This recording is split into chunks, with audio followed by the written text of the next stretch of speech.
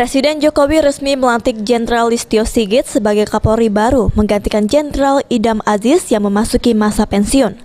Atas hal tersebut, sejumlah harapan pun diutarakan oleh warga, khususnya Sumsel terhadap Kapolri baru ini.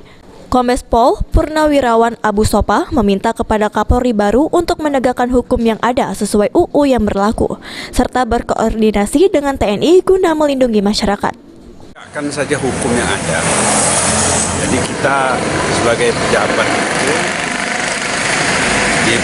dipercaya oleh pemerintah dan masyarakat untuk menegakkan hukum yang ada.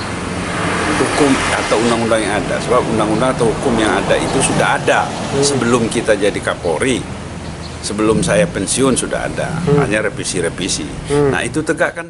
Sementara itu, menurut Ketua Apindo Palembang Gordon Butar-Butar, meminta kepada Kapolri baru untuk tidak mengkriminalisi para pengusaha yang ada, dikarenakan saat ini kondisi pengusaha sedang serba sulit akibat adanya pandemi COVID-19.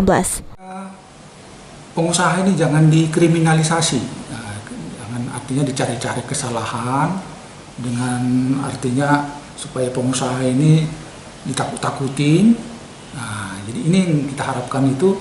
Ya janganlah, artinya pengusaha ini sekarang sudah dibebani dengan situasi yang sangat sulit, dengan ekonomi yang sekarang ini yang serba sulit, ditambah lagi misalnya dengan adanya suatu intimidasi dari pihak-pihak yang kurang bertanggung jawab seperti itu, yang membuat pengusaha ini sepertinya jadi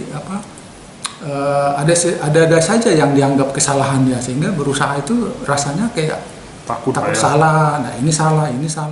Selain hal itu, Kapolri baru juga diharapkan untuk meningkatkan pelayanan kepada masyarakat agar bisa membuat Polri lebih baik lagi ke depannya.